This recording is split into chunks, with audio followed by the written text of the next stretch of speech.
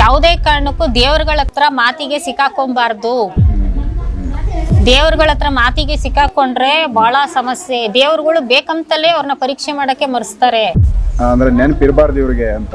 ಇವ್ರು ನಮಗ್ ಕೊಡ್ತಾರ ಇಲ್ವಾ ಅಂತೇಳಿ ಬೇಕಂತಲೇ ಮರೆಸ್ತಾರೆ. ನಾವು ಯಾವುದೇ ಕಾರಣಕ್ಕೂ ದೇವರುಗಳ ಹತ್ರ ನಾವು ಮಾತಿಗೆ ಸಿಗಾಕೊಂಬಾರ್ದು. ಅವ್ರ ಕಾಲಾವಧಿ ಮುಗಿಯೋದ್ರೊಳಗಡೆ ನಮ್ ಕೆಲಸ ಆಯ್ತಾ, ಅದೇನ್ ಅರ್ಕೆ ಐತೆ ತೊಗೊಂಡೋಗಿ ತೀರಿಸ್ಬಿಡ್ಬೇಕು.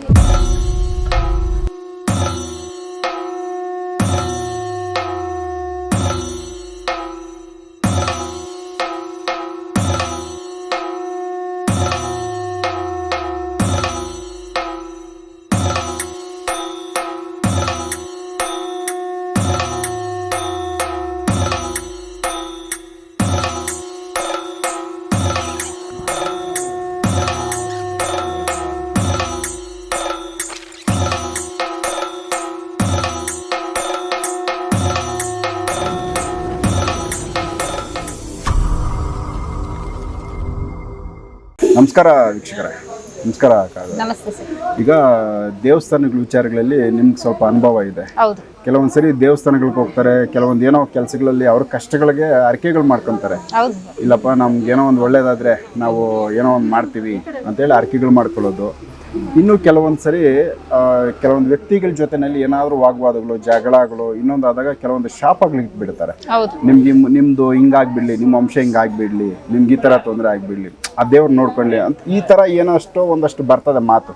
ಇದು ನೋಡೋಕೆ ಸಿಂಪಲ್ ಆಗಿ ಕಾಣಿಸಿದ್ರು ಅದನ್ನ ಅಂದ್ರೆ ಸ್ವಲ್ಪ ಡೀಪ್ ಆಗಿ ನೋಡಿದಾಗ ಅದು ತುಂಬಾ ಎಫೆಕ್ಟಿವ್ ಆಗಿರೋ ಪದಗಳೇ ಅವು. ಅವ್ರ ಜೀವನಗಳಿಗೆ ಡ್ಯಾಮೇಜ್ ಆಗೋ ತರದ್ದು ವಿಚಾರ ಅದರಲ್ಲೇ ಐತೆ. ಅದನ್ನ ಸಿಂಪಲ್ ಆಗಿ ಕೇಳಿಸ್ಬಿಟ್ಟು ಬಿಡೋ ತರದ್ದಲ್ಲ. ಸೊ ಈ ವಿಚಾರಗಳ ಬಗ್ಗೆ ನಿಮ್ಮ ಅನುಭವ ಜಾಸ್ತಿ ಇದೆ, ನೀವೇನ್ ಹೇಳ್ತೀರಾ? ಸರ್, ಅದು ಖಂಡಿತ ಯಾವ ರೀತಿ ಅಂತಂದ್ರೆ, ಈಗ ಸ್ತ್ರೀ ಶಾಪ ಅಂತಾರೆ. ಸ್ತ್ರೀ ಅಂದ್ರೆ ಯಾರು? ತಾಯಿ ಶಾಪ, ಮುಂಡೆ ಶಾಪ, ಮತ್ತೆ ನೊಂದ ಹೆಣ್ಣಿನ ಶಾಪ, ಇವೆಲ್ಲಾನು ಸ್ತ್ರೀ ಸಂಬಂಧಪಟ್ಟಿದ್ದೇ ಆಗುತ್ತೆ. ಈಗ ಒಂದ್ ಹೆಣ್ಮಕ್ಳಿಗೆ ಸ್ವಲ್ಪ ಜನ ಮೋಸ ಮಾಡ್ಬಿಡ್ತಾರೆ, ಅವ್ರು ನೊಂದ್ಕೊಂಡ್ ಶಾಪ ಹಾಕ್ಬಿಡ್ತಾರೆ.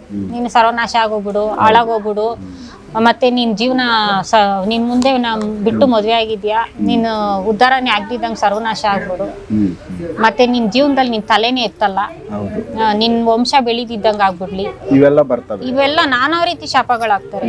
ಮತ್ತೆ ಎತ್ತು ತಾಯಿ ಹೊಟ್ಟೆನ ಉರ್ಸಿರ್ತಾರೆ. ಅವಾಗ ಎತ್ತು ತಾಯಿ ಏನ್ ಹೇಳ್ತಾರೆ, ನನ್ಗೆ ಅನ್ಯಾಯ ಮಾಡ್ಬಿಟ್ಟು ನೀನ್ ಇನ್ನೊಬ್ಳ ಜೊತೆ ಬದುಕ್ತಾ ಇದ್ಯಾ, ನೀನ್ ಅದೇಂಗ್ ಉದ್ಧಾರ ಆಗ್ತೀಯ ನಾನು ನೋಡ್ತೀನಿ, ನಾನ್ ನಂಬಿರೋಂತ ದೇವ್ರು ಇದ್ರೆ ಅವ್ರೇನ್ ನೋಡ್ಕೊಂಡ್ಬಿಡ್ಲಿ ಅಂತೇಳಿ ಈ ತರ ಶಾಪ ಆಗ್ತಾರೆ ಎತ್ತು ತಾಯಿ. ಆದ್ರೆ ಒಂದು ಮುಂಡೆಗೆ ಸೊತ್ತಿಗೆ ಮೋಸ ಮಾಡ್ತಾರೆ, ಇಲ್ಲ ಅವ್ರ ಹತ್ರ ದುಡ್ಡು ಇಸ್ಕೊಂಡ್ ಮೋಸ ಮಾಡ್ತಾರೆ, ಇಲ್ಲ ಅಂದ್ರೆ ಒಡವೆ ಇಸ್ಕೊಂಡ್ ಮೋಸ ಮಾಡ್ತಾರೆ, ಇಲ್ಲ ನಂಬಿಸಿ ಮೋಸ ಮಾಡಿರ್ತಾರೆ.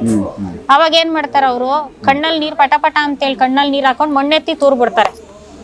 ಕೆಲವೊಂದ್ಸರಿ ಗಾಳಿಯಲ್ಲಿ ಮಣ್ಣು ತೂರ್ದು ಅಳುಬ್ರು ಮಣ್ಣೆತ್ತಿ ತೂರ್ ಬಿಡ್ತಾರೆ. ಒಬ್ಬೊಬ್ರು ಈ ರೀತಿ ನೆಟ್ಗೆ ಮುರಿದ್ ಬಿಡ್ತಾರೆ, ಆ ತರ ಮಾಡ್ತಾರೆ. ಆದ್ರೆ ಅವರು ಮನ್ಸು ನೊಂದ್ರೇನೆ ಕಣ್ಣಲ್ಲಿ ನೀರ್ ಬರೋದು ಅಲ್ವಾ? ಇವಾಗ ಸಂತೋಷವಾಗಿದ್ರೆ ಯಾರಿಗ ಕಣ್ಣಲ್ಲಿ ನೀರ್ ಬರಲ್ಲ. ಮನ್ಸು ಯಾವಾಗ ತುಂಬಾ ದುಃಖ ತುಂಬಿಕೊಂಡು ನೋವಾಗುತ್ತೋ ಅವಾಗ ಕಣ್ಣಲ್ಲಿ ನೀರ್ ಬರುತ್ತೆ. ಆ ಕಣ್ಣೀರ್ ಬಂದು ಯಾರಾದ್ರೂ ಕೈ ಎತ್ತಿ ಶಾಪ ಹಾಕಿದ್ರು ಅವರು ಸರ್ವನಾಶ. ಅವ್ರ ವಂಶಕ್ಕೂ ಅದು ಸ್ತ್ರೀ ಶಾಪ ಅನ್ನೋದು ತಟ್ಟುತ್ತೆ. ಅದಕ್ಕೆ ಹೆಣ್ಣು, ಹೊಣ್ಣು, ಮಣ್ಣು ಈ ಮೂರು ಒಂದೇ.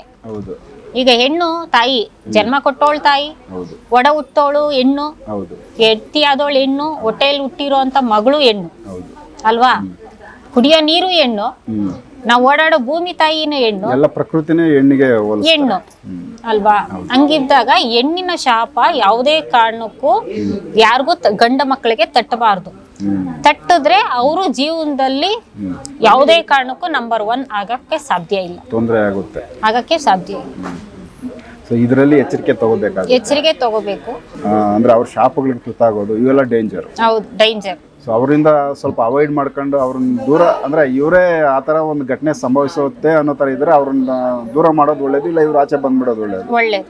ಎಡವಟ್ಟಿಗೆ ಮಾಡ್ಕೊಂಡ್ರೆ ಎಫೆಕ್ಟ್ಗಳಾಗ್ತವೆ.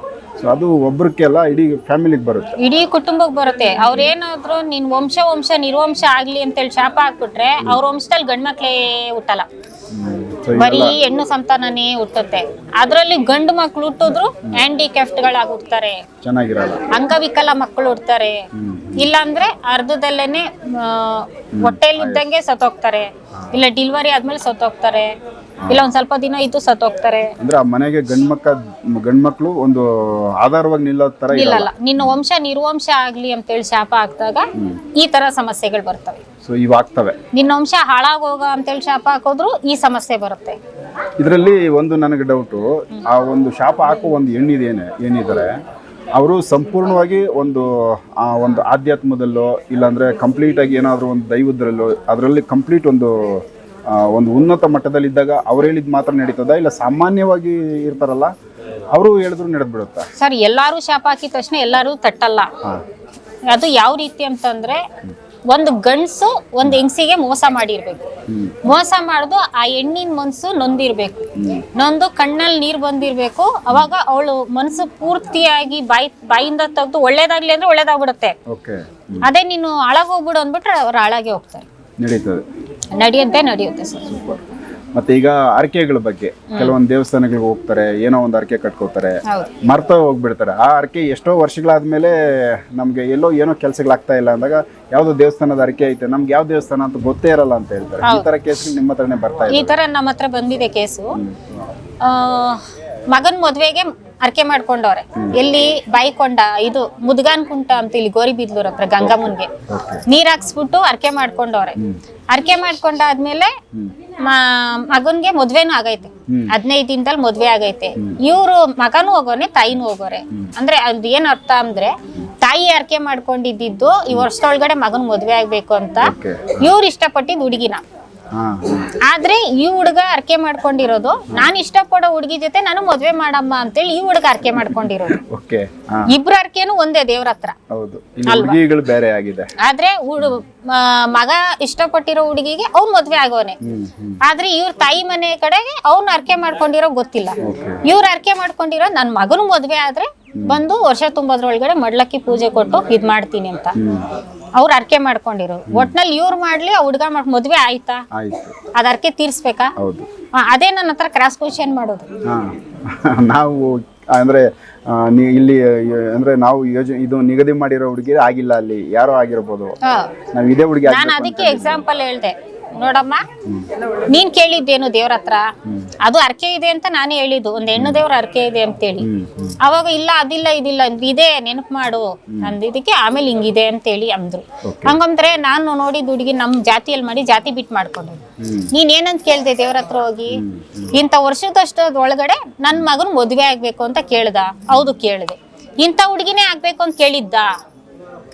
ಅಲ್ಲಿ ಕೇಳಿರೋದ್ರಲ್ಲೂ ಅಲ್ಲಿ ಹೇಳಿರ್ಲಿಲ್ಲ ಅಷ್ಟೇ. ಇಲ್ಲಿ ದೇವ್ರ ಹತ್ರ ಕೇಳಿದ್ದೇನೋ ಮದ್ವೆ ಆಗ್ಬೇಕು ಅಂತ ಕೇಳಿದ್ರು.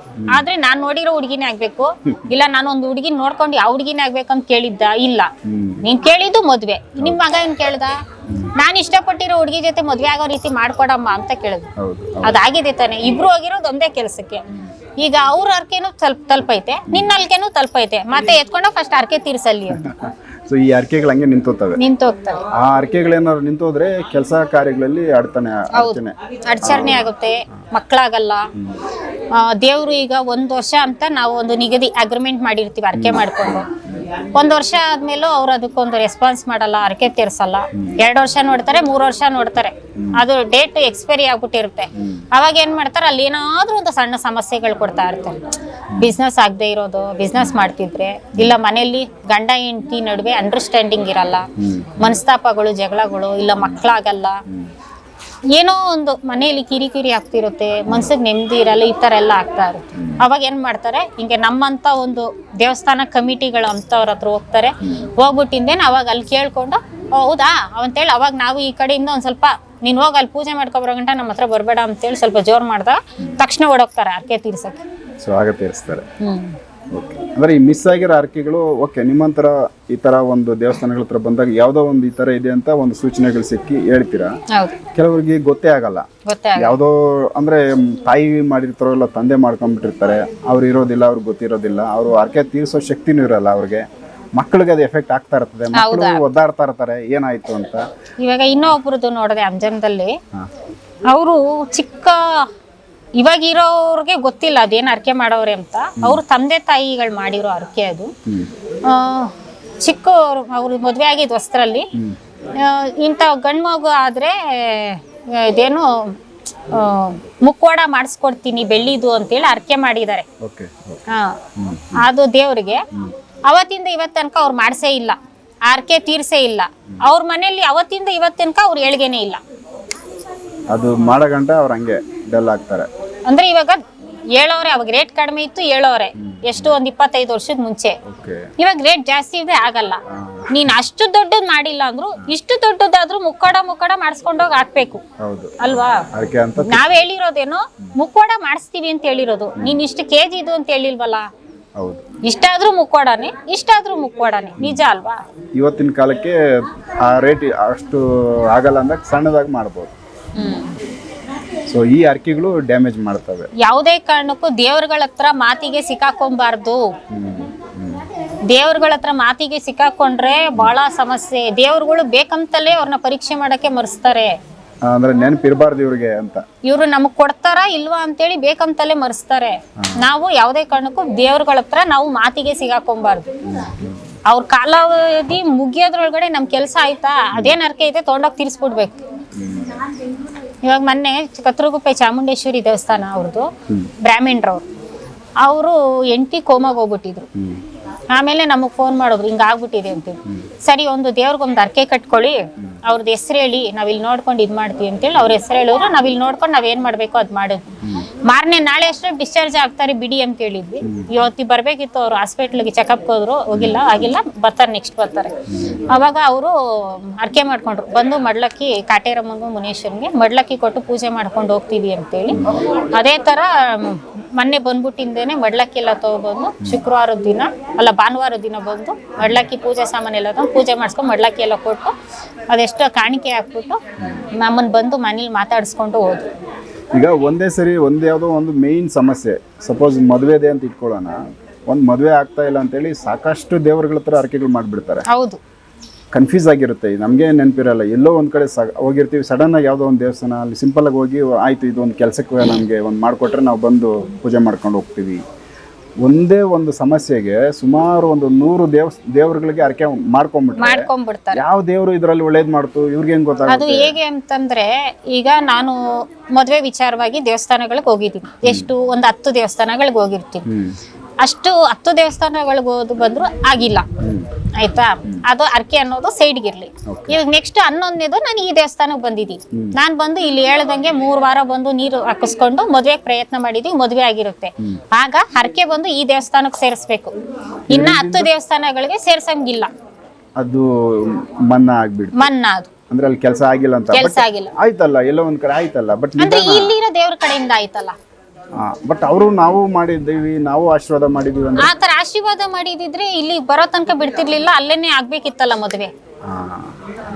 ಅದು ಡಿಲೇ ಆದಾಗ ಯಾವ ದೇವರು ಅಂದ್ರೆ ಆ ಒಂದು ಕೇಳಿದ ತಕ್ಷಣನೇ ಕೆಲಸ ಆಗುತ್ತೋ ಲಾಸ್ಟ್ ಅಲ್ಲಿ, ಅದೇ ಮೇಯ್ನು ಅಂತ. ಮೇಯ್ನು. ಆದ್ರೆ ಹಿಂದೆಗಡೆ ಅರ್ಕೆ ಇದ್ರೂ ಕೂಡ ಅಲ್ಲಿ ಕೆಲಸ ಆಗಿಲ್ಲ ಅಂದಾಗ ಕೆಲಸ ಆಗಿಲ್ಲ, ಆ ಅರ್ಕೆ ತೀರ್ಸಂಗಿಲ್ಲ. ಅವ್ರು ಬೇಕು ಅಂತಂದ್ರೆ ಹೋಗಿ ಪೂಜೆ ಮಾಡ್ಕೊಂಡ್ ಬರ್ಬೋದು, ಇಲ್ಲ ಅಂದ್ರೆ ಇಲ್ಲ. ಅವ್ರ ಅನುಕೂಲಸ್ತ್ವ ಇದ್ರೆ ಅಷ್ಟು ದೇವ್ರಿಗೂ ಕೊಡ್ಬೋದು. ಏನೋ ತಿಳಿದ ಅರ್ಕೆ ಮಾಡಿದೀವಿ, ಆದ್ರೂ ನಿಮಗೆ ಕೊಡೋದು ಕೊಡ್ತೀವಿ. ಅನುಕೂಲದವ್ರು ಇಲ್ದಿದ್ದವ್ರು ಏನ್ ಮಾಡ್ತಾರೆ? ಸೊ ಇವೆಲ್ಲ ಒಂದಷ್ಟು ಎಚ್ಚರಿಕೆ ವಿಚಾರಗಳು. ಸೊ ವೀಕ್ಷಕರೇ, ಯಾಕಂದ್ರೆ ಇದೊಂದು ಶಾಪ, ಅದರಲ್ಲೂ ಸ್ತ್ರೀ ಶಾಪ, ಮತ್ತೆ ದೇವಸ್ಥಾನಗಳಲ್ಲಿ ದೇವರುಗಳಿಗೆ ಒಂದು ಕೆಲಸಗಳಾಗೋದಕ್ಕೆ ಒಂದು ಅರ್ಕೆಗಳು. ಸೊ ಈ ಒಂದು ವಿಚಾರದಲ್ಲಿ ಎಷ್ಟು ಎಚ್ಚರಿಕೆ ಇರಬೇಕು ಅನ್ನೋದ್ರ ಬಗ್ಗೆ ಕಾಯಿಯವರು ಸಂಪೂರ್ಣವಾಗಿ ಮಾಹಿತಿ ಕೊಟ್ಟವ್ರೆ. ನೆಕ್ಸ್ಟ್ ಇನ್ನು ಬೇರೆ ವಿಚಾರಗಳನ್ನ ಅವ್ರ ಜೊತೆ ಮಾತಾಡ್ತಾ ಹೋಗ್ತೀನಿ, ಎಪಿಸೋಡ್ ನೋಡ್ತಾ. ನಮಸ್ಕಾರ.